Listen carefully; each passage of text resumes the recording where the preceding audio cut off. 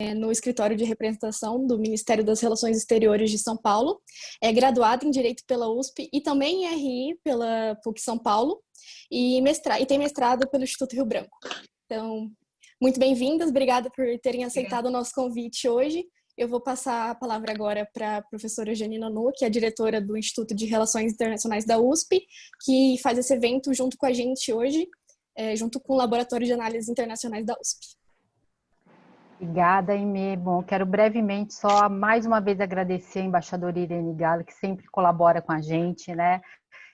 Sempre fico muito emocionada ao rever esse documentário, que eu acho que é realmente fantástico, maravilhoso. E como disse a Aimee, necessário, né? Então, quero muito agradecer a presença de vocês também agora para debater esse tema, para discutir um pouco o documentário. Quero agradecer a presença da secretária Mariana Benevides, né? Que foi minha aluna na PUC, então é também um grande prazer ter você aqui novamente, né?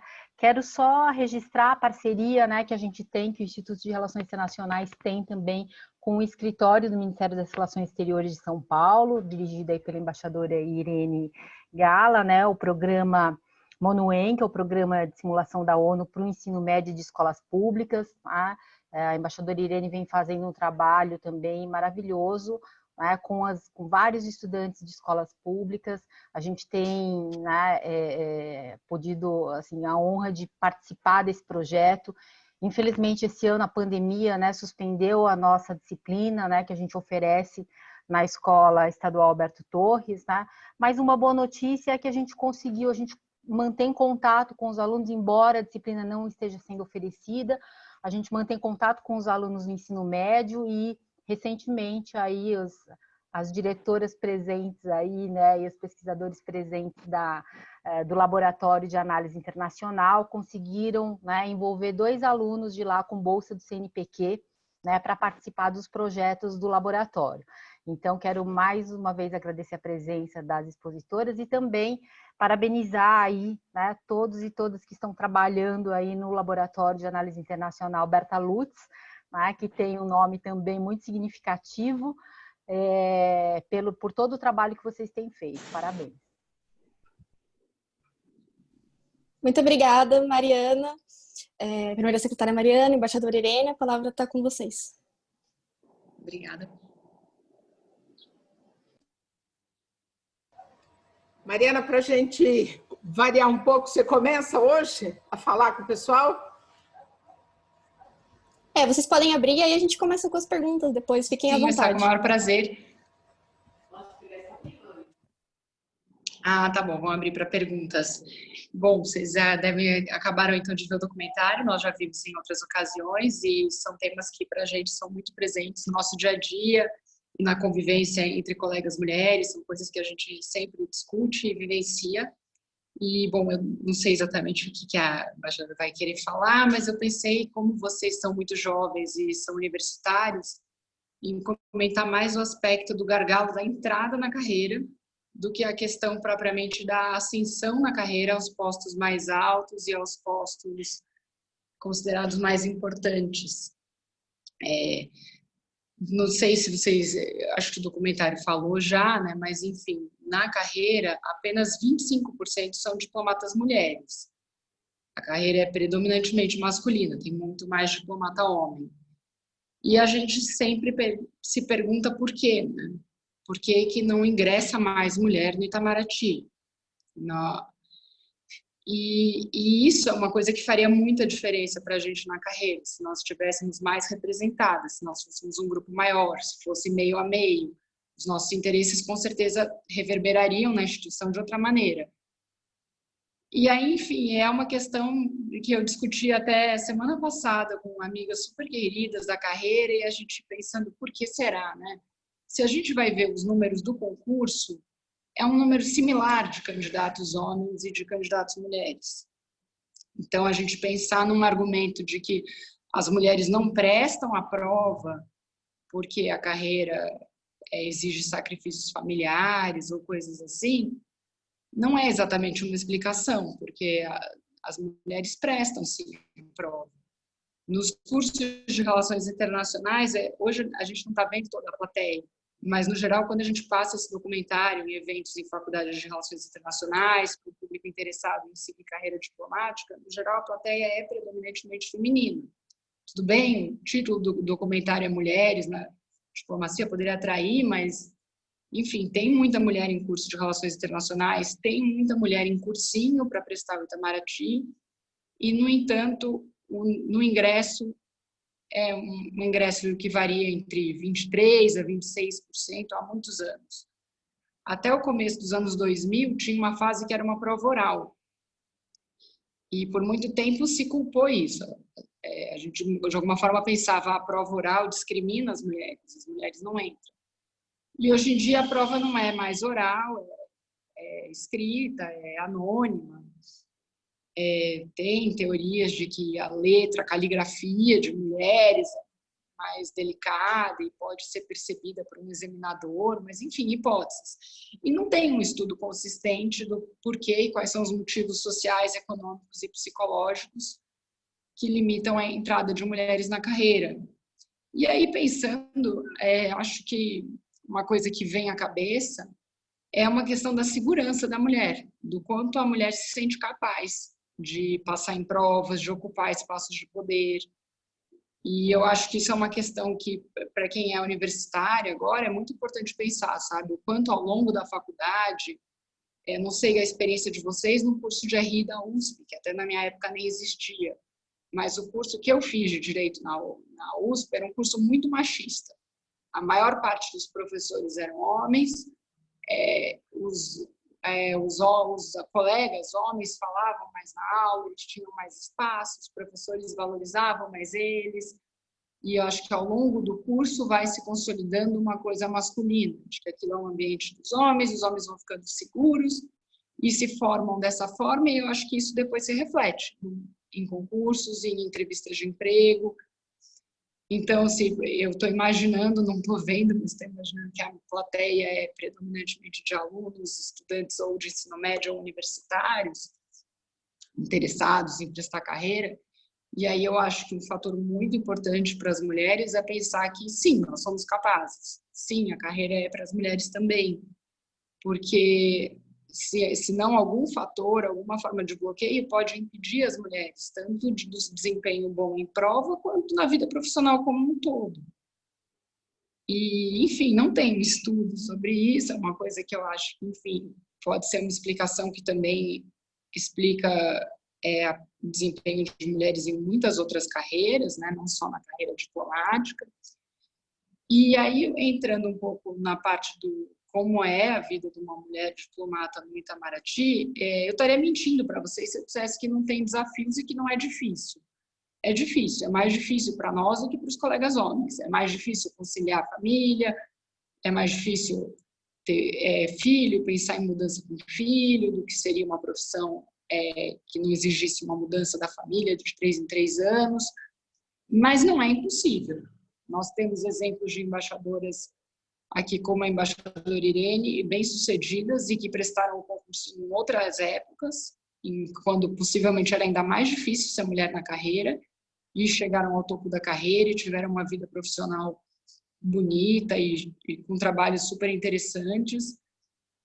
Então, eu acho que um pouco da nossa ideia aqui é trazer para vocês uma mensagem de encorajar a prestar o concurso, se dedicar aos estudos para o concurso ou para a profissão que vocês queiram, sempre entrando com a cabeça de que todos os ambientes profissionais são igualmente para homem e para mulher, e que, enfim, há desafios, mas também para a mulher é muito importante ter a sua independência financeira, ter a sua vida profissional, e isso é uma gratificação que o Itamaraty traz para todas nós, acho que é uma coisa compartilhada com as colegas mulheres.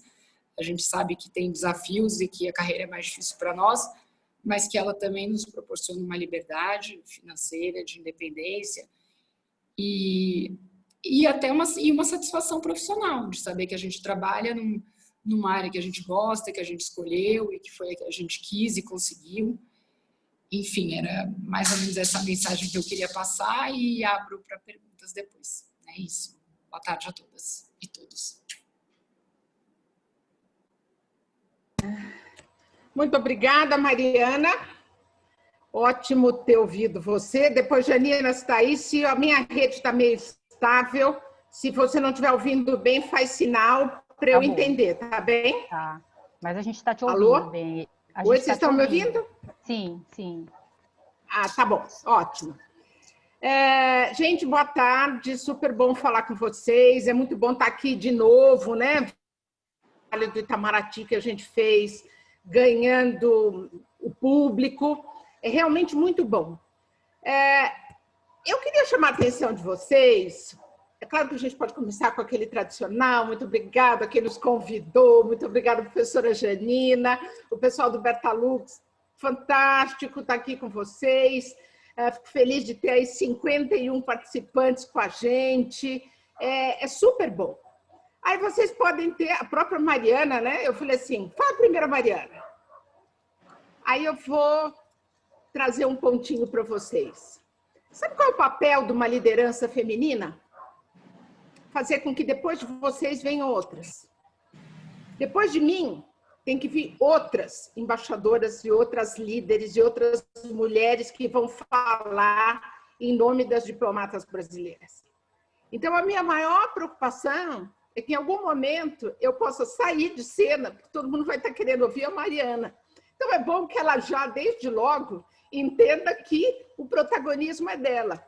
O protagonismo é das novas gerações que podem fazer esse trabalho, que eu já fiz com alguma experiência, mas numa circunstância diferente. Então, hoje, com as novas circunstâncias, o campo está aberto para outras pessoas virem mostrar o caminho. Tá? Então, Mariana, muito bom, muito obrigada, e você já vai treinando, né? Eu, daqui a pouco, já não estou mais, viu, Janina? Só a secretária Mariana e outras colegas. Mas, enfim, eu chamei a atenção desse aspecto da liderança feminina, porque esse documentário já foi visto por muita gente, eu mesmo já comentei com várias pessoas, em várias situações, e eu acho que hoje, depois de já ter tantas vezes discutido essa questão da carreira, o que mais me sensibiliza é por que a gente está fazendo isso? Por que a gente está querendo tanto participar da política externa? A gente quer só uma representação paritária ou a gente tem alguma vocação, algum tipo de agenda que é diferente? Então, qual é o papel da mulher na política, e em particular na política internacional? Por que esse grande destaque que a gente quer dar para a nossa participação? Um mero ego da gente querer dizer que a gente está em igualdade de condições? Não. Eu acho que, sobretudo, a gente tem que pensar qual é a política que a gente pretende fazer no Itamaraty, qual é o tipo de opção, de prioridades de política externa, de estilo na condução da política, é o que a gente quer dar. Então, quando eu digo que eu entendo ser muito importante, várias das minhas colegas, quando a gente diz que é importante ter mulheres no Itamaraty, é porque a gente entende que a gente tem um agregado do ponto de vista de gênero para dar para a agenda internacional do Brasil. E, quiçá, como o Brasil é um país relevante no sistema internacional, por exemplo, na América Latina, a gente possa ter uma contribuição na definição da agenda internacional. Internacional, enfim, vários analistas dizem que a mulher ela é mais propensa a um sistema de cooperação, ela é mais propensa a um sistema de não violência, de não agressão. Vocês, na Faculdade de Relações Internacionais, trabalham as teorias pós-modernas, a questão toda das teorias feministas, e eu acho que a gente tem que pensar isso na prática. Como é que essa prática nos afeta no Itamaraty? Então, durante o documentário, vocês ouviram colegas falarem que a gente não tem cargos de liderança. A gente continua fazendo uma política que é a política, vamos dizer assim, das coisas laterais, né? Então, a gente faz cultura, a gente faz consulado, porque a gente tem a vocação de atender, ou uma agenda mais soft. Mas a gente tem uma história de mulheres que fizeram um trabalho fantástico na área econômica, e a gente pleiteia essa posição. Hoje em dia, no mundo, a gente observa que há vários importantes cargos da diplomacia internacional, econômica, que estão na mão de mulheres. Por exemplo, a gente tem a Christine Lagarde no FMI, tem o Banco Central Europeu, temos várias posições que são relevantes. Então, é isso que a gente quer. A gente quer entrar na agenda internacional para fazer algum tipo de contribuição no conteúdo, no estilo, na escolha das prioridades. Tá? Gente, estou pronta para responder perguntas que queiram fazer sobre esse assunto, sobre o documentário, à vontade. Eu só queria dar um pouco esse panorama, porque depois de 2 anos de documentário já sendo apresentado, o que a gente pode agregar? Eu acho que a gente pode agregar um debate sobre quais são as agendas que a gente gostaria de levar adiante no Itamaraty e na política internacional como um todo. E como é que cada um de vocês que estão aí gostariam de entrar nessa agenda para reconfiguração, entrar no Itamaraty para reconfiguração dessa agenda. Muito obrigada. Muito obrigada, embaixadora. Muito obrigada, primeira secretária. Agora a gente vai começar com as perguntas. O Daniel Freire, ele disse que ele gostaria de perguntar por microfone. Daniel, a gente vai abrir seu microfone. Vocês conseguem me ouvir, gente? Aham. Ok. Oi, gente, boa tarde. Eu, primeiramente, gostaria de agradecer, a presença de todo mundo aqui, né? Muito lisonjeado de ter figuras tão ilustres. Mas, enfim, na verdade, eu tenho 3 perguntas, mas eu vou tentar fazer só uma, já para não tomar também o tempo de outras pessoas que talvez queiram fazer mais perguntas, né? Mas uma coisa que foi muito, já veio logo na minha cabeça, que é justamente essa questão da afirmação do grupo feminino dentro do Itamaraty, né, em relação à reivindicação, né, de direitos, né, de necessidades dentro da instituição. E eu correlaciono muito porque, querendo ou não, tem uma relação, né, entre o Itamaraty e o governo atual, né, que muitas vezes acaba, por vezes, valorizando o papel da mulher, ou então, às vezes, diminuindo também. Então, eu gostaria de saber como seria essa relação, né, entre esse grupo feminino dentro do Itamaraty diante do governo que a gente tem atualmente, né, que é justamente a situação que a gente vive atual. Obrigado.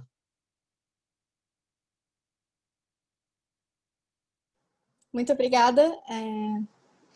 Deixo vocês à vontade para escolherem quem gostaria de começar. Não, essa daí eu pego, esse daí é melhor, eu fico mais à vontade. Essa tem sido uma pergunta muito frequente, né? Como é que as mulheres e os diplomatas em geral se circunscrevem, se sentem na atual gestão do Itamaraty? É preciso dizer que nós todos somos pautados por linhas constitucionais, né? A política externa é uma área de definição pela Constituição. E todos nós somos funcionários de carreira. E, sobretudo, nós todos somos capazes de entender qual é o sistema internacional e como ele se processa, a gente tem noção dos tempos. Hoje, a gente, tanto quanto eu tenho notícia, o grupo de mulheres dentro do Itamaraty não tem encontrado espaço para apresentar suas reivindicações. A discussão sobre uma agenda de gênero dentro do Itamaraty, ela não tem sido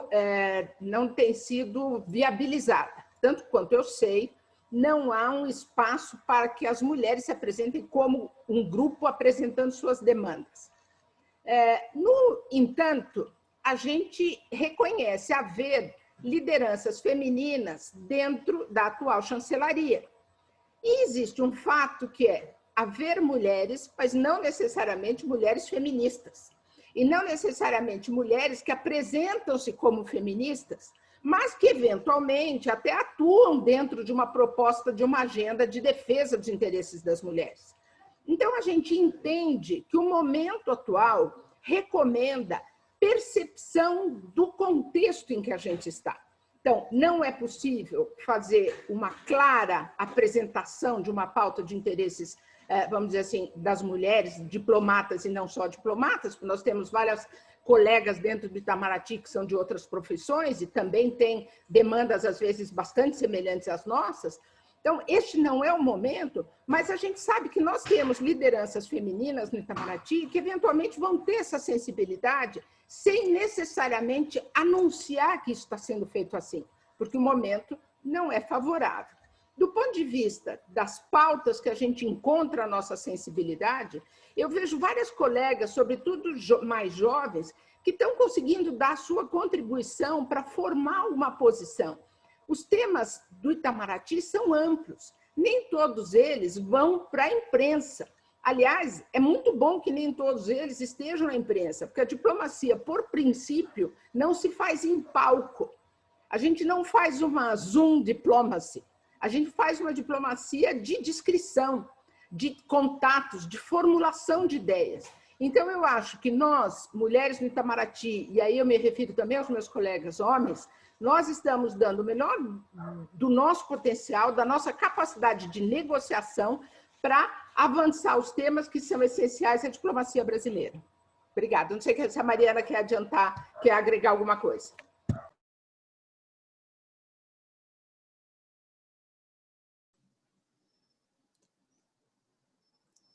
Tudo bem? Mariana, você gostaria de agregar alguma coisa ou está respondido? Ah, então tá.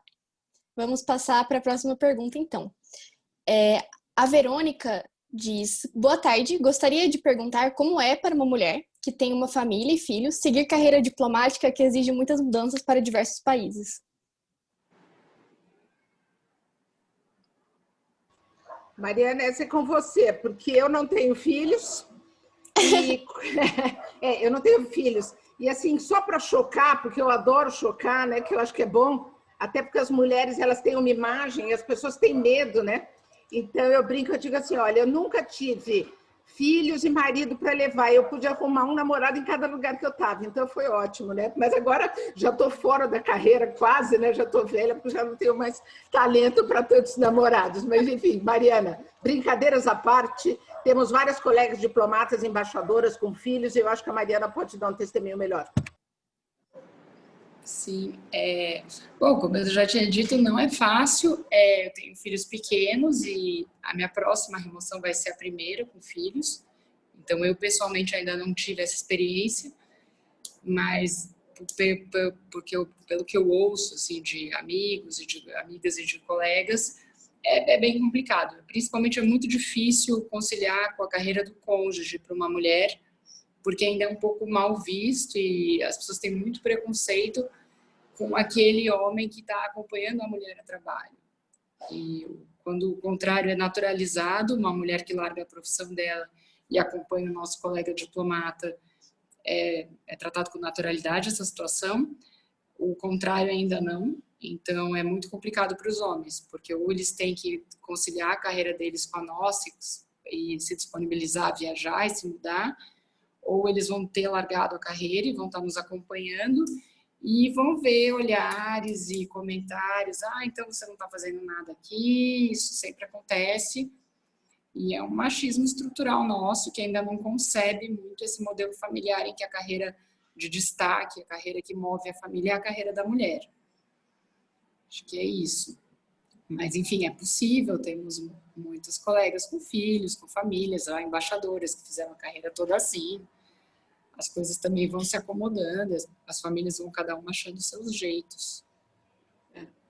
Eu acho importante, obrigada, Mariana, eu acho importante que as meninas e os meninos pensem no seguinte, na atual configuração de trabalho, do mercado de trabalho, uma mulher de sucesso, com a internacionalização dos grupos corporativos, né? Todo esse trabalho na área corporativa, vai haver várias mulheres, vai haver a situação em que várias mulheres vão ter que sair do Brasil, vão ter que ter uma carreira internacional. Então, se você está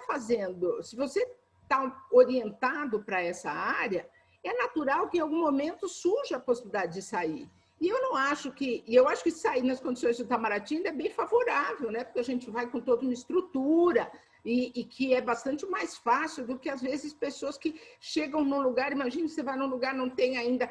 Nós chegamos com todo o apoio dos colegas que já estão lá. Então, eu tenderia a desmistificar esse aspecto.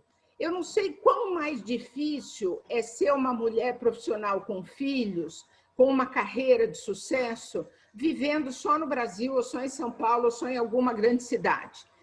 Ela vai ter também vários desafios. E eu acho que os filhos de diplomata têm um agregado de uma experiência internacional fantástica.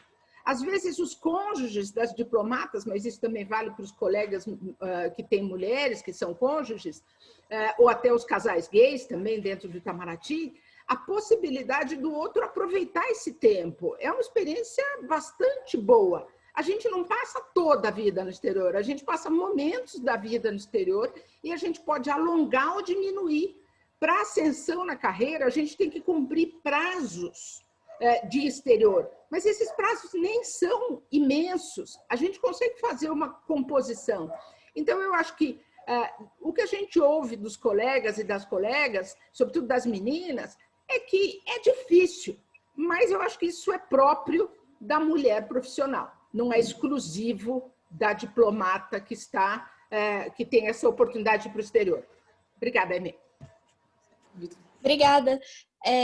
Agora, a Liz Cosmelli pergunta: boa tarde, gostaria de saber quais os caminhos para seguir a carreira, defendendo e lutando pelos direitos das mulheres especificamente.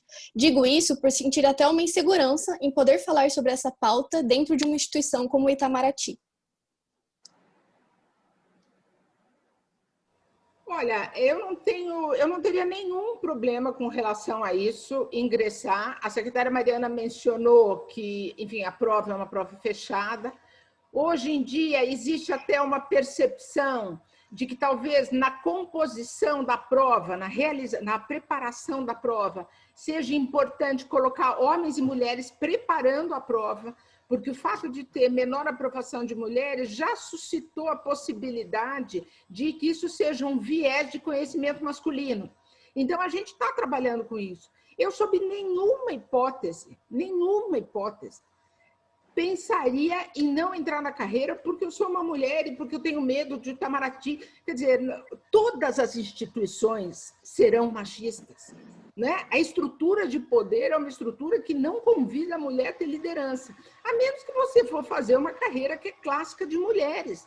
Mas aí também, enfim, nem nessas carreiras às vezes as mulheres conseguem estar no topo. Portanto, eu desconsideraria isso e eu entraria na disposição de lutar para ter um papel de liderança no espaço profissional que eu quiser escolher para a minha carreira, para a minha vida.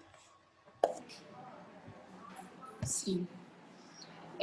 Dessa pergunta, eu acho que ela também se desdobra em duas perguntas, né? Um pouco como defender os nossos direitos como servidoras dentro do Itamaraty, e para isso a gente tem uma organização, esse grupo das mulheres que a embaixadora Irene mencionou, que é forte, as mulheres do grupo são unidas e atuantes, mas sim, o grupo tem maior ou menor entrada dependendo do governo e da gestão que é na cabeça do Itamaraty, mas é um grupo que está organizado institucionalmente, é fortalecido, e o caminho para defender o direito das mulheres dentro da nossa política externa, enfim, o Itamaraty tem uma tradição em direitos humanos e direitos sociais.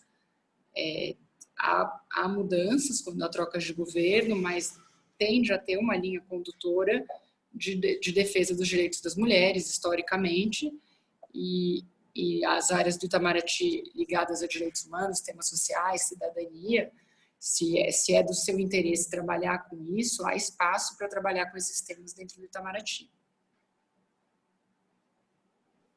Muito obrigada. A Júlia, ela pergunta... Perdão, eu perdi a pergunta aqui. Quais seriam os meios de acelerar essa chegada das mulheres aos maiores escalões no Itamaraty e como justamente fomentar essa mudança cultural?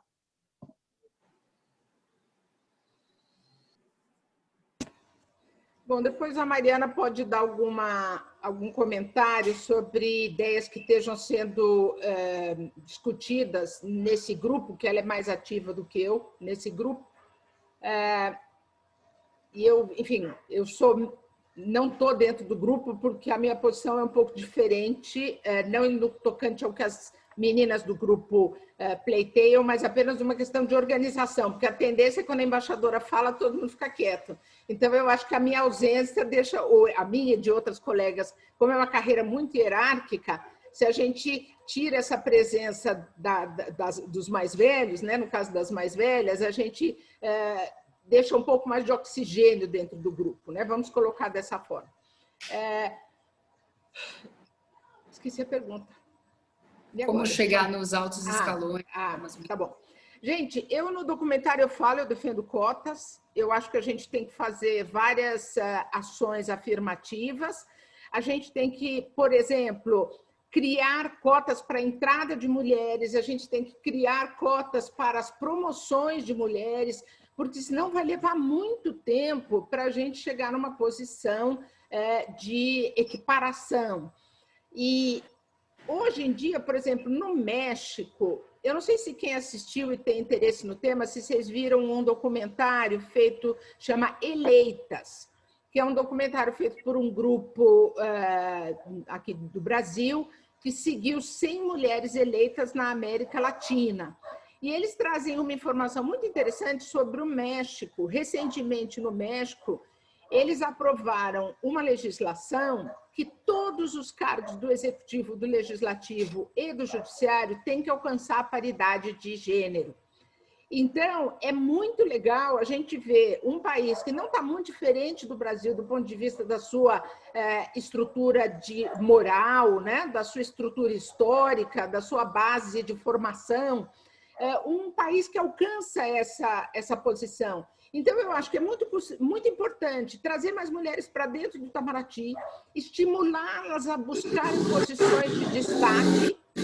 Então, por exemplo, eu costumo dizer que é muito importante a gente abrir concurso para chefias de missões e para postos dentro do Itamaraty, porque esses postos vêm sendo ocupados por homens, mas não necessariamente eles são os mais habilitados. E a gente quer concorrer, sim, em igualdade de condições. Então, abram-se as vagas para que a gente possa pleitear o acesso e seja feito algum tipo de exame, seja da sua formação profissional, seja do seu currículo, seja dos seus talentos individuais, porque hoje em dia os lugares são masculinos, porque, como diz a Eugênia no documentário, existe uma cota masculina.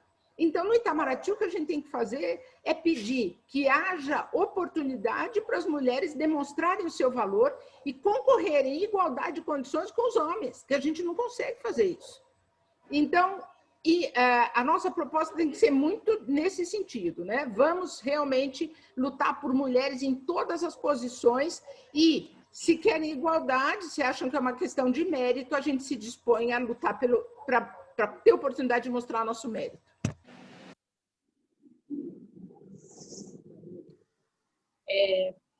A embaixadora Irene tem essa defesa das cotas para ascensão na carreira e eu tendo a concordar. E eu acho que isso poderia ser estabelecido formalmente mesmo, com uma porcentagem necessária para a promoção de mulheres. O ministro Celso Amorim, na gestão dele, ele fez, de certa maneira, uma cota, mas era informal, não tinha um número, mas ele procurou promover mais mulheres e tentar um equilíbrio nas promoções. E isso acabou, acho que isso mudou um pouco como é a carreira agora, né? Deixou essa marca, mas ainda não foi suficiente. E enquanto ficar é uma coisa de cada gestão, pensar em equilibrar, uma coisa informal, isso pode acabar não acontecendo.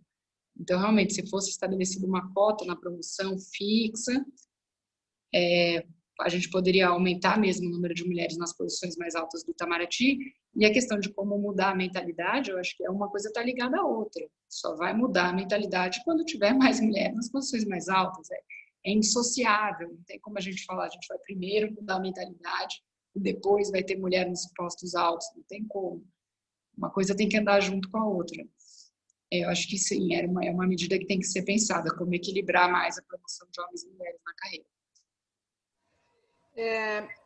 Vocês talvez estejam acompanhando, há um grupo de diplomatas que apresentou um documento para uma renovação da política externa. Um dos itens desse documento que eles apresentam é que haja uma mulher chanceler. Então, eu acho que é muito importante que haja essa proposta de uma mulher chanceler e agregando, tem que ser uma mulher feminista, né? Vai ser bom se for uma mulher, mas será ideal se for uma mulher feminista, porque ela vai encontrar o endosso e o apoio de muita gente para levar adiante essas políticas afirmativas que a gente defende. Porque, por exemplo, eu não tenho a menor dúvida que a grande maioria dos nossos colegas do nível de, sei lá, conselheiro para baixo, eles vão apoiar profundamente. Aliás, esse documento foi feito por um grupo que reúne um grupo, eu não sei quantos, mas bastante jovens, né? É aquela camada mais jovem do Itamaraty, com alguns um pouco mais do escalão médio, e que faz essa proposta. Então, é muito importante a gente ter uma mulher chanceler feminista que encabece sem vergonha, né, sem ter nenhum tipo de pudor, a necessidade de políticas afirmativas para a inclusão de mulheres dentro da carreira diplomática. Muito obrigada. Nesse sentido, a Isabela Veronese está perguntando, muito se fala sobre ter contatos para que se consiga cargos mais prestigiados dentro do Itamaraty. Gostaria de saber sobre a experiência da senhora sobre esse assunto, levando em consideração também a esfera feminina.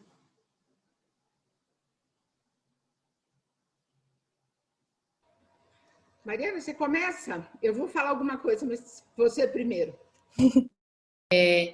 Sim, eu acho que isso é um dos grandes problemas do Itamaraty, que as nossas promoções e remoções são resolvidas de uma forma não totalmente transparente e não guiadas pelo princípio basilar da administração pública, que é a transparência.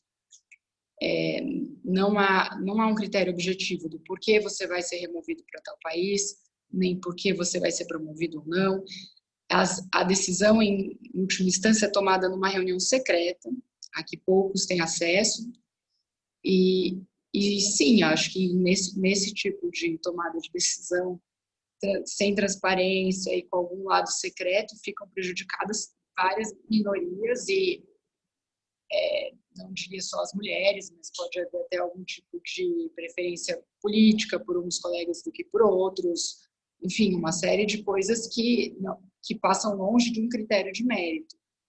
E eu acho que sim, isso é uma mudança de como as promoções e como as remoções são decididas dentro do Ministério, seria um passo muito importante, mas aí acho que beneficiaria a todos, não só nós mulheres, mas todos os colegas. Acho que uma estrutura mais transparente e justa favorece a instituição como um todo.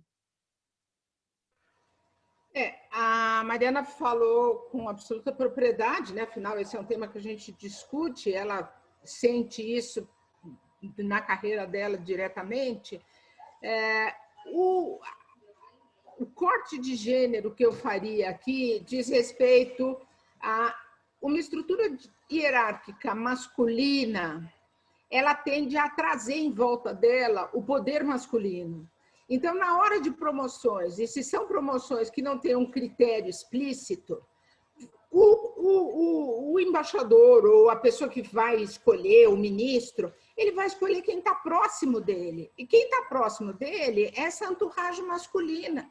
Então, a gente colocar mulheres em posições de liderança em toda a estrutura de Itamaraty significa que haverá uma oxigenação, inclusive para você conhecer o trabalho das mulheres, que elas ficam, enfim, as mulheres e várias outras pessoas. O Itamaraty ele se forma em torno de grupos que se protegem e se promovem.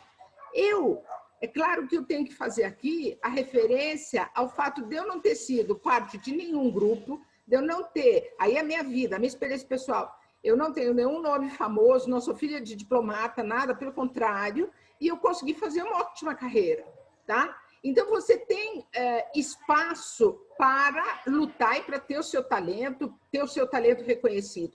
Então, eu devo dizer que eu e muitos mais temos o nosso talento. É claro que uma instituição como o Itamaraty, com a qualidade do Itamaraty, não se faz com gente que não é competente. Para começar, todo mundo entra lá, é competente, né? Porque a prova é difícil para burro, né? Então, todo mundo é bom. Agora você vai ver qual bom você vai escolher. E aí, sendo uma carreira com pouca transparência, você vai usando os seus contatos, as suas oportunidades. Eu consegui fazer uma carreira bastante boa, porque eu acabei trabalhando com um tema que ninguém trabalhava e todo mundo ficou me conhecendo, né? Então, eu fiquei muito conhecida por isso. Mas a gente, como mulheres, nós lutamos por mais transparência nas promoções e na locação de funcionários, pois isso vai permitir que a gente mostre o nosso trabalho. Hoje em dia, a gente tem um teto de vidro para a gente assumir promoções, para posições altas, e a gente tem uma cortina de fumaça que não deixa o nosso trabalho ser visto. Obrigada. Muito obrigada. A gente tem mais duas perguntas que são nesse sentido também. Então, eu vou dar uma pulada na ordem. O Nasser Ibrahim, ele pergunta, independentemente de gênero, a política de promoção no Itamaraty não é excessivamente afunilada, se comparada à quantidade de aprovados nos concursos e os cargos à disposição? Essa realidade coloca as mulheres do Itamaraty num trabalho redobrado em busca de espaço. Como disse uma das depoentes no vídeo, a meritocracia feminina no Itamaraty tem que ser multiplicada por 10.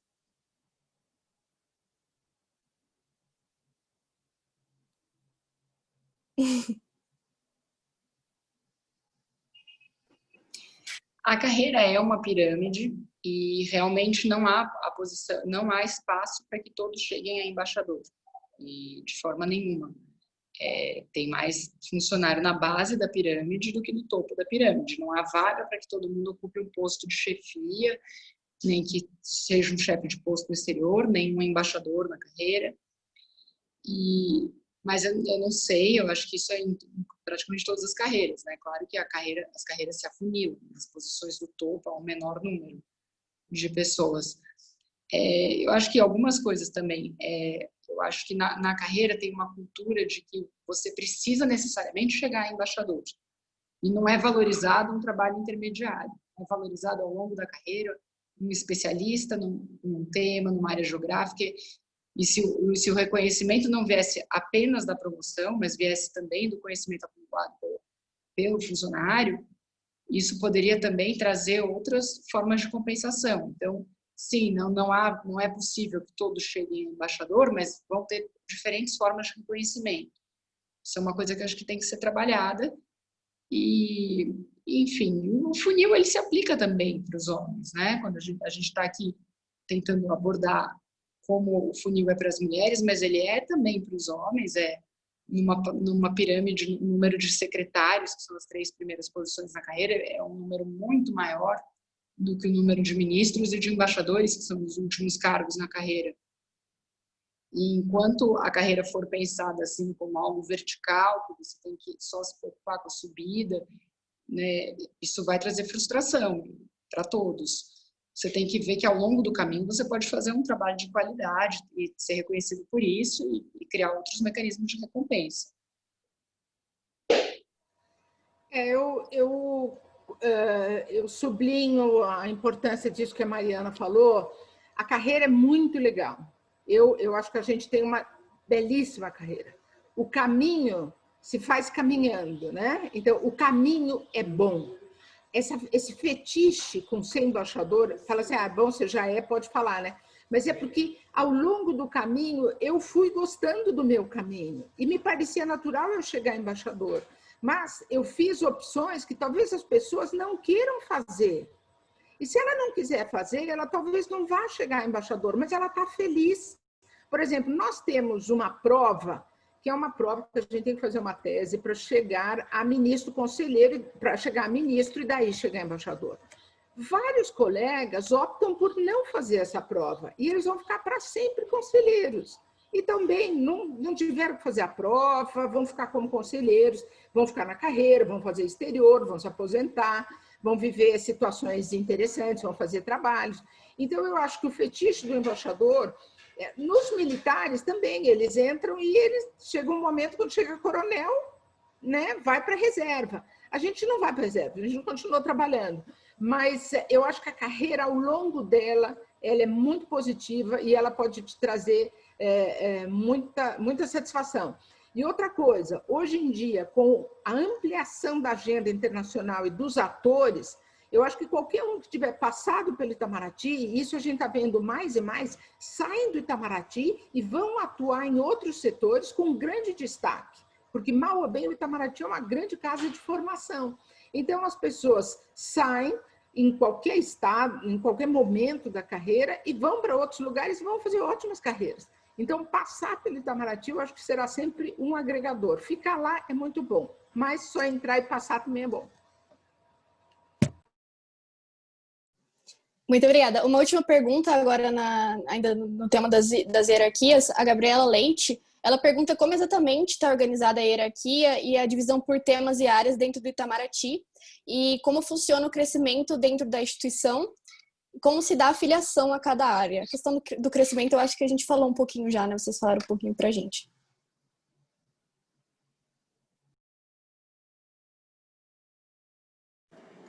Bom, a progressão, você ingressa como terceiro secretário, vira segundo secretário, primeiro secretário, conselheiro, ministro, embaixador. São 6 níveis. Divisão de temas, isso é tão complicado, o organograma do Itamaraty ainda vive mudando, não sei dizer assim de cabeça, não, mas em grandes áreas é subdividido em áreas políticas, dentro das quais tem divisões geográficas, aí tem áreas mais voltadas para as áreas administrativas, área consular, a parte educacional, cultural, e, enfim, isso é difícil de explicar. Precisaria mostrar um organograma para vocês e ainda chamar e falar em um monte de siglas.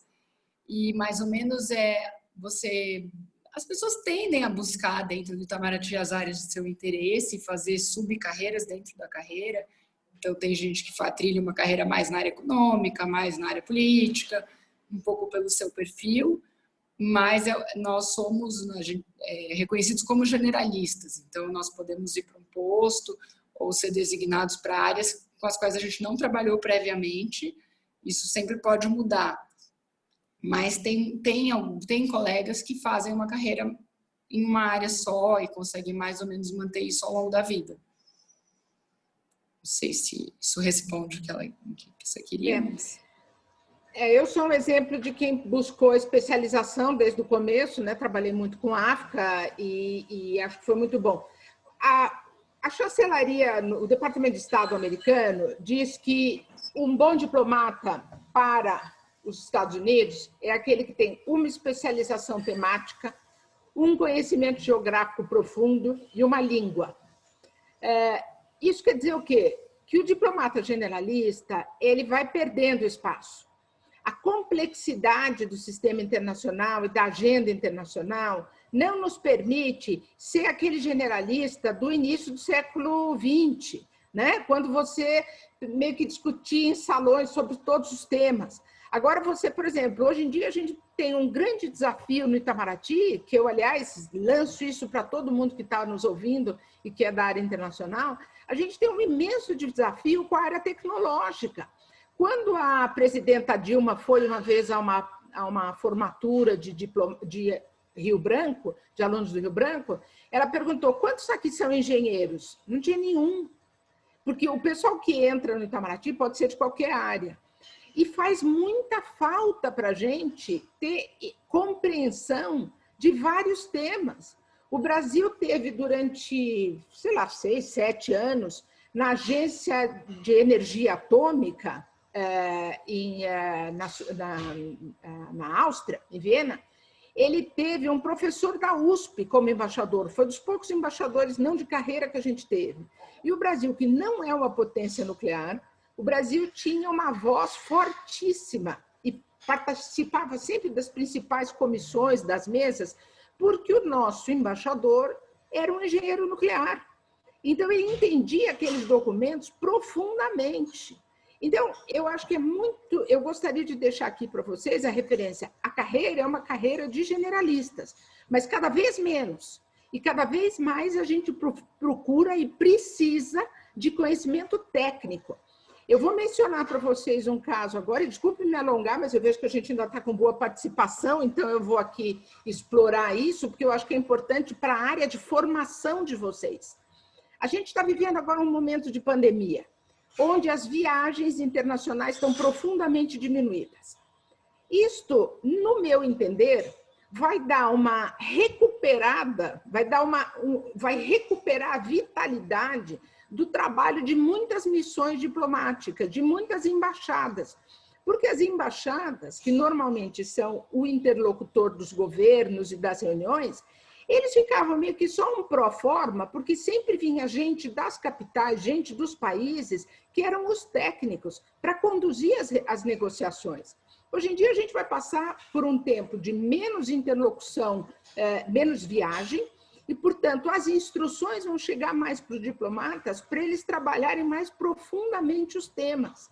Então, para a gente trabalhar mais profundamente, para a gente formular uma política externa em temas que são cada vez mais complexos, nós precisamos ter diplomatas que entendam desse assunto. Então, se você tem curiosidade sobre temas da área da economia, da biologia, enfim, hoje em dia, olha só, saúde global passa a ser um tema importantíssimo na agenda. De repente, a gente precisa de médicos para entrar no Itamaraty, a gente precisa de engenheiros, de médicos. Quer dizer, o pessoal da área de RI que está nos assistindo, não deitem berço esplêndido, esperem um momento. Escolham do primeiro momento que vocês entram na faculdade, tentem identificar uma área que vocês gostem e ganhem especialidade e conhecimento naquilo. É claro que vocês estão sempre curiosos para ver outros temas, mas tem um tema que você tem que dominar. Aquele é o seu tema. Uma vez eu ouvi uma frase que eu gosto muito, de um ex-chefe meu. Ele disse, muita gente já me ouviu falar essa frase porque eu menciono em toda oportunidade que eu posso. Dizem que o diplomata é um especialista em generalidade, mas é preciso tomar cuidado para não se tornar um medíocre multifacetado. Ou seja, você tem uma generalidade ou uma mediocridade multifacetada. Que não sejamos todos medíocres, que a gente procure um conhecimento que a gente domina. Muito obrigada. Agora a gente vai liberar para a Heloísa C. Silva perguntar. Ela quer perguntar pelo microfone. Heloísa, a gente vai abrir seu microfone. Heloísa, você está por aí?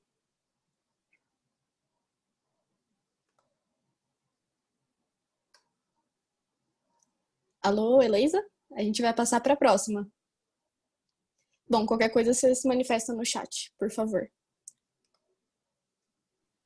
Acho que agora ela entrou, Aimee. Ela entrou? Ah, tá ouvindo? Heloísa, a gente vai abrir seu microfone. Aí, consegui.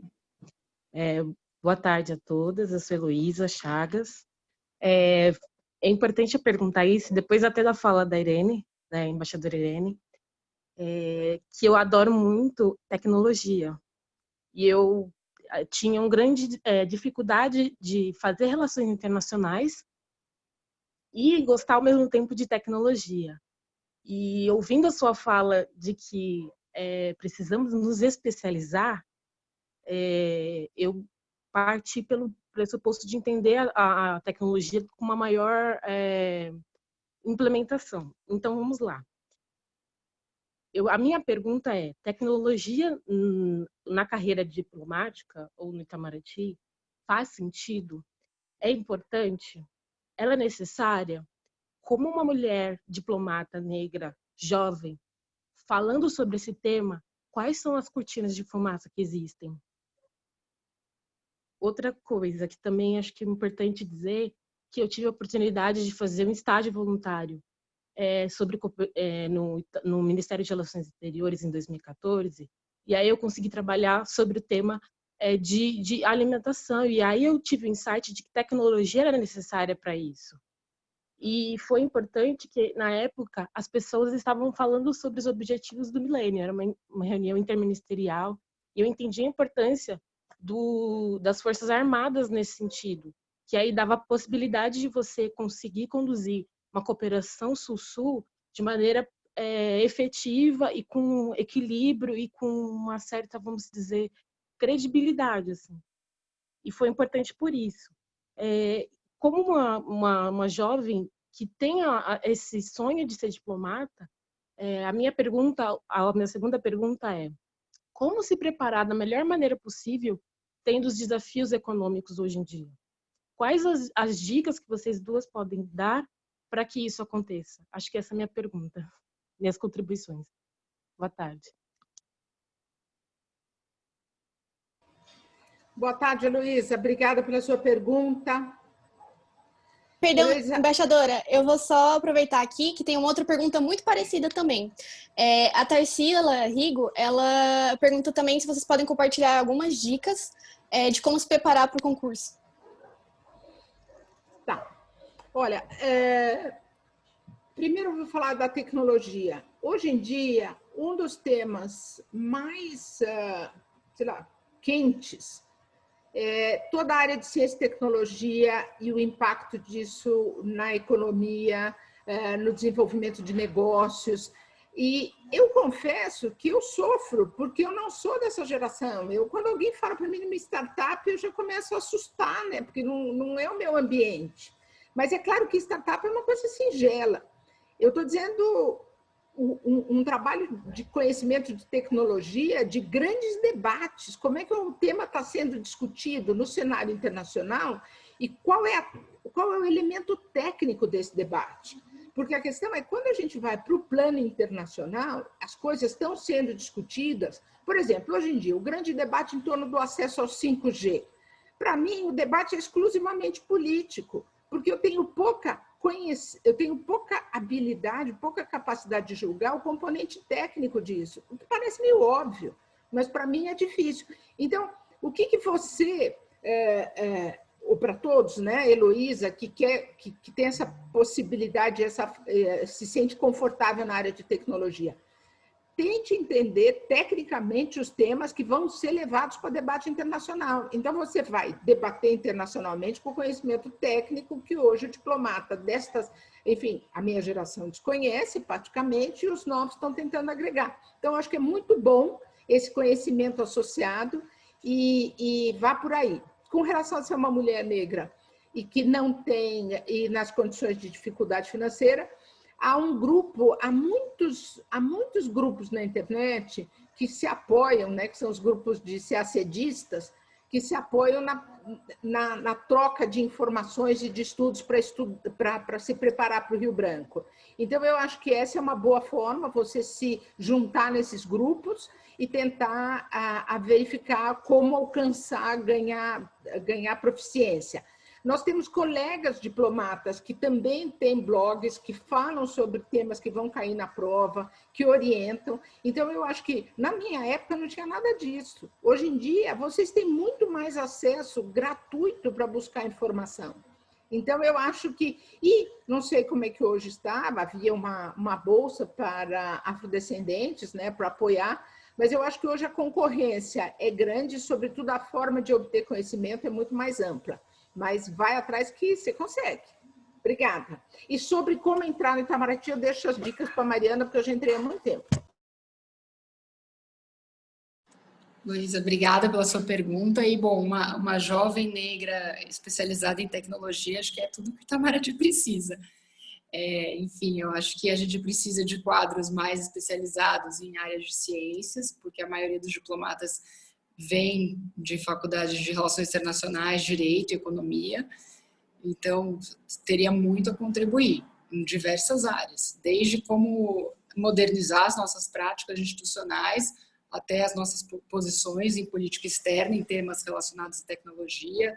A gente até tá para ver o que vai acontecer com o Itamaraty no pós-pandemia, porque a gente usava muito pouco Zoom, reunião virtual, e nosso trabalho sempre foi presencial, com horário, sem teletrabalho, sem home office. E vamos ver se até essas práticas também mais modernas e que recorrem mais à tecnologia vão ser absorvidas depois, de forma permanente, né? E sobre a preparação para o concurso, eu entrei no Itamaraty em 2007, então também já mudou muito. Na minha época, o melhor eram cursinhos e caros para se preparar, e professores particulares. Mandou mudando quais são os melhores cursinhos, eu não vou saber dizer aqui qual que é o melhor atualmente, mas eu acho que agora eles são todos online, e aí eu acho que fica um pouco mais barato, não sei se dá para online fazer junto com colegas, fazer um grupinho de estudos. Eu acho que algumas dicas que são atemporais é você ter um grupinho de estudos, olhar provas antigas, o que caiu, como que é o tipo de coisa que tem sido perguntado, qual é o formato da prova. E sim, tem os colegas no Instagram dando dicas, mas aí também uma dica que eu acho que vale para qualquer concurseiro é não ficar muito tempo em Facebook, Instagram, que isso torra muito tempo, o que o concurseiro precisa é concentração. Sentando para estudar, a coisa vai. Com cursinho, sem cursinho, você pega livro, apostila e vai. É isso. Obrigada. A Bianca Neves, ela pergunta, levando para um ramo mais pessoal, qual foi ou foram os melhores momentos da carreira de vocês? E também ela gostaria de saber como funciona a vida da mulher no exterior enquanto brasileira.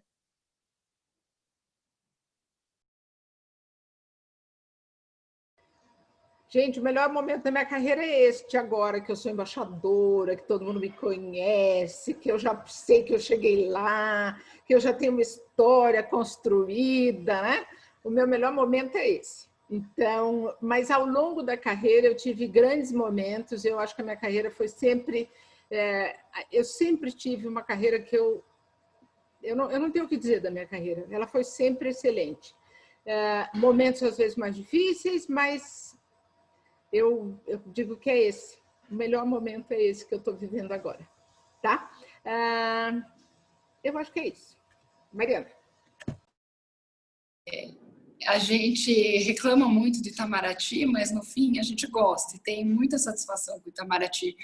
Eu acho que tem um super bom momento, que é quando você passa no concurso e recebe a notícia, é um momento marcante na vida de todos os colegas. Depois, as remoções e tudo que o Itamaraty te proporciona em termos de vida. Pessoalmente, o único posto que eu servi foi em Nova York, e sim, foram anos maravilhosos. E lá eu trabalhei na área cultural, então eu tive o privilégio de ir em muita exposição de artista brasileiro, show de artista brasileiro, e de pensar, nossa, como eu sou privilegiada de estar vivendo isso ao trabalho. E também você faz viagens incríveis pelo Itamaraty.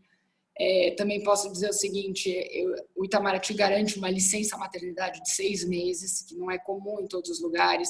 Os meus filhos foram prematuros, o Itamaraty me deu mais 2 meses de licença saúde, então eu tive 8 meses para ficar com filhos prematuros. Então, assim, é um conjunto que a carreira te proporciona de vida e de oportunidades que, no fim, é muito positivo e traz satisfação. E eu acho que é um pouco do porquê explica que a gente, com tantas críticas e reservas ao Itamaraty, ao seu funcionamento, e 1000 questões com isso, por que nós gostamos tanto, por que a taxa de colegas que saem do Itamaraty para trabalhar em outras áreas é pequena, comparado com outras carreiras, porque tem muitos atrativos, tem muitos momentos felizes ao longo da vida na carreira. E nós ficamos muito amigos entre si, dos nossos colegas, como a gente entra e faz o Rio Branco é quase como uma faculdade. Então, você tem um grupo de amigos, que não são só colegas de trabalho, são bons amigos dentro do Itamaraty. Acho que é uma das coisas mais valiosas e que trazem essa satisfação profissional para a gente. Eu quero dizer mais uma coisa. Gente, o Brasil é muito grande, o Brasil é muito importante internacionalmente, o Brasil é um país de destaque. O momento é difícil, historicamente nós tivemos grandes momentos muito difíceis, né? Você pode imaginar o que era a diplomacia do século XIX, defendendo escravatura, ou que era a diplomacia nos anos 60, do lado de Portugal, contra as ex-colônias africanas. Enfim, nós temos sempre histórias, momentos da política externa que não são, enfim, o mundo jogando rosas vermelhas no caminho da diplomacia brasileira ou do Brasil. Mas o Brasil é um grande país. E como terceiro secretário, no meu caso, como terceira secretária, eu já falava em nome do Brasil, eu já participei de reuniões muito importantes defendendo o Brasil. Isso é muito bom. Cada reunião que eu sento, que eu falo em nome do Brasil, É exatamente o que eu queria, foi para isso que eu entrei no Itamaraty. E eu tenho certeza que foi isso que a secretária Mariana quis também fazer. A gente entra no Itamaraty para representar o Brasil, para falar em nome do Brasil. E cada vez que a gente pode falar em nome do Brasil, é um privilégio. Então, por isso que eu acho que a minha carreira foi sempre muito boa, porque eu sempre pude representar esse país que eu amo tanto e que me dá tanta satisfação representar. É para lá que vocês vão. E eu acho que hoje em dia muitas profissões possibilitam morar fora, mas quase nenhuma possibilita como a nossa, que é morar fora e continuar trabalhando para o Brasil. Isso é muito especial. Você vai ter a experiência de viver e conhecer o mundo todo, mas estando sempre ligado ao Brasil, trabalhando pelo Brasil, com contato com todos os problemas daqui, com todas as questões, os desafios do país. Você está sempre em função do Brasil, mas ao mesmo tempo podendo conhecer tanta coisa diferente. Acho que é isso. Obrigada. Embaixadora e primeira secretária, o nosso tempo tá acabando. Eu queria saber se dá pra gente ir 10 minutinhos a mais, como que tá o horário de vocês? Por mim tá bem. 10 Tudo minutinhos bem? mais. Então tá, 10 minutinhos mais só. Vai ser por ordem aqui de chegada, porque não vai dar tempo de perguntar tudo. Perdão, gente. A Júlia pergunta se tem um mecanismo de denúncia formal de assédio no Itamaraty e se sim, como ele funciona. Mariana. Olha, eu não sei exatamente formal como é. Eu sei que nós já coletamos, na esteira daquele movimento Me Too, nós coletamos via grupo de mulheres, e isso foi entregue às chefias e à área administrativa. Eu acho que, enfim, isso tornou mais claro o fato de que isso acontece dentro do Itamaraty. Acho que não terminou em punições, nem administrativas, mas acho que melhorou o ambiente de trabalho para todas e trouxe e acho que para todos os colegas um maior cuidado com esse tipo de prática, uma maior atenção. Acho que a cultura institucional mudou em relação a esses temas, coincidindo com a época do Me Too.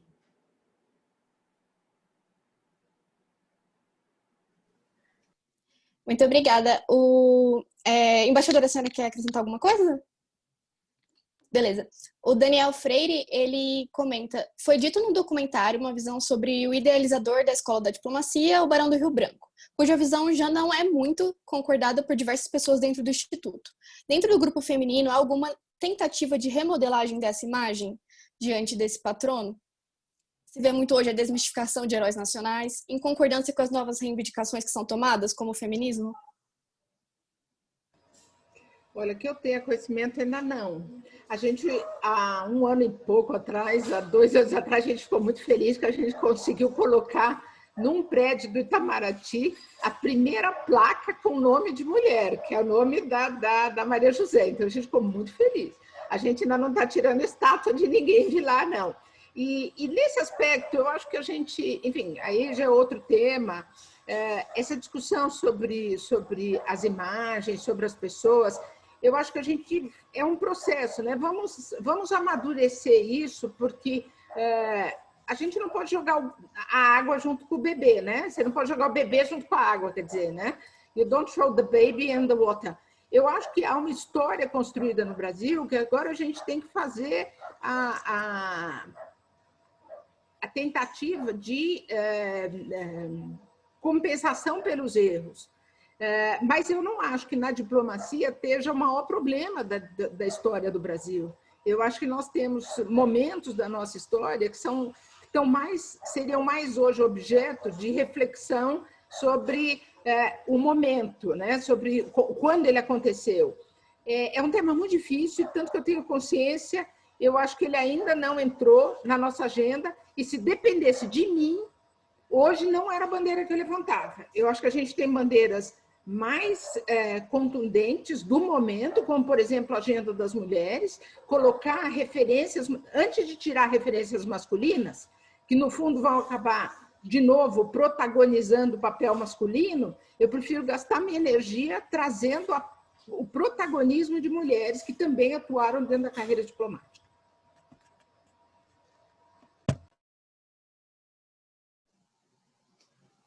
Quer acrescentar alguma coisa, primeira secretária? Obrigada. Temos também aqui um agradecimento da Manuela Lima da Silva com relação ao projeto Monuem.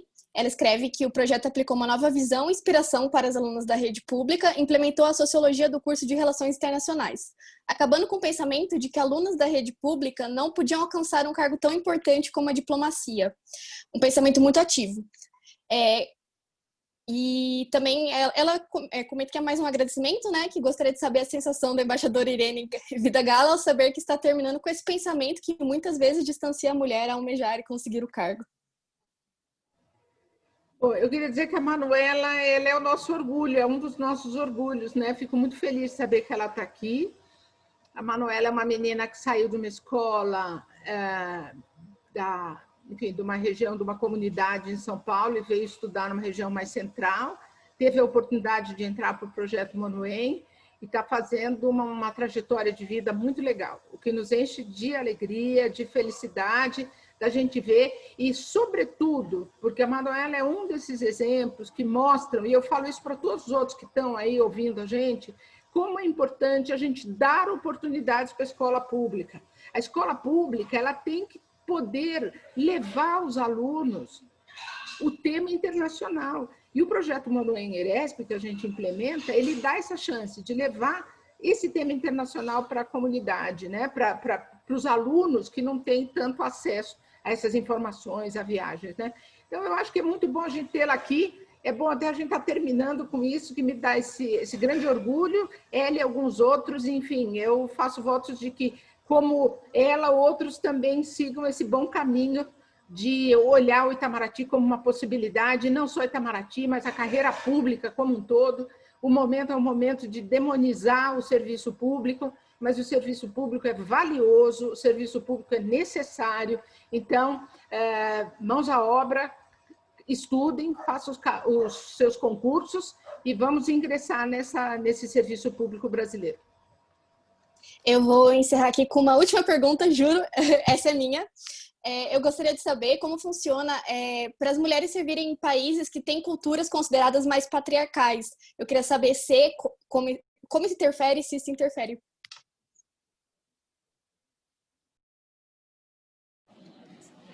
O Itamaraty não tem nenhuma restrição, você pode servir, e os diplomatas, pelo que eu entendo, vivem um pouco numa bolha, né? Então, mesmo nesses países mais difíceis, você pode não ter, você tem uma vida um pouco afastada das regras locais e religiosas, às vezes, principalmente nos ambientes privados e no ambiente da embaixada, mas na cidade você tem que se adaptar um pouco à cultura local e viver conforme.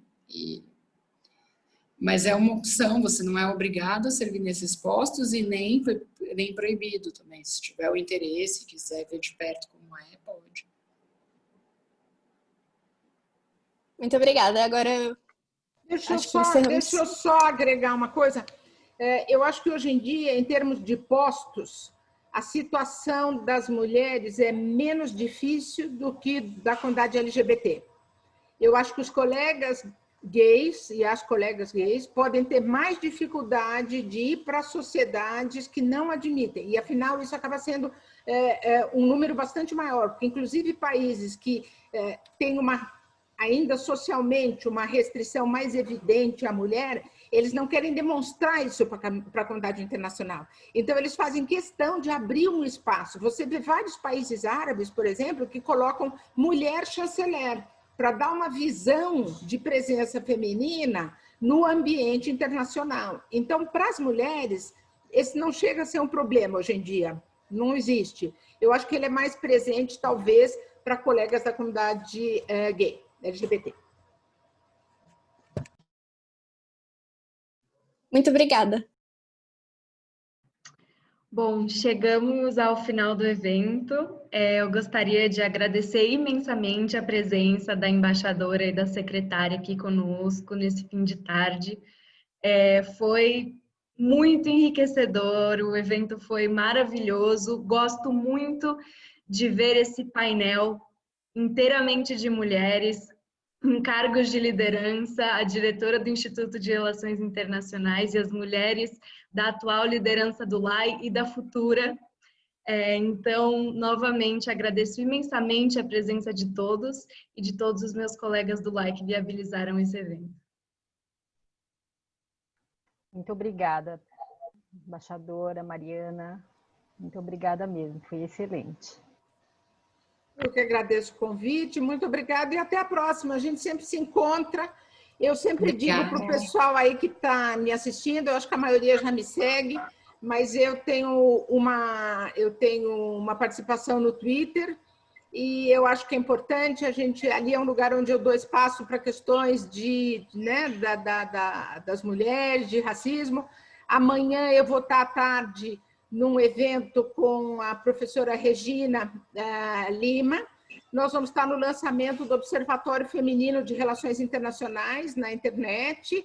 Acho que vai ser bem legal também, então acho que a gente precisa dar uma força. As mulheres vão se apoiando e os rapazes também que querem saber como é que anda, né, infiltrados no baile, eles querem saber como é que está a nossa agenda. São todos bem-vindos. A gente faz esse trabalho conjunto. Muito obrigada pela oportunidade. Obrigada, secretária Mariana, estar comigo, professora Janina e todas as meninas. Espero ver vocês em Itamaraty em breve. Beijos. Obrigada por toparem o convite. Tchau, tchau. Tchau. Foi um prazer. Prazer.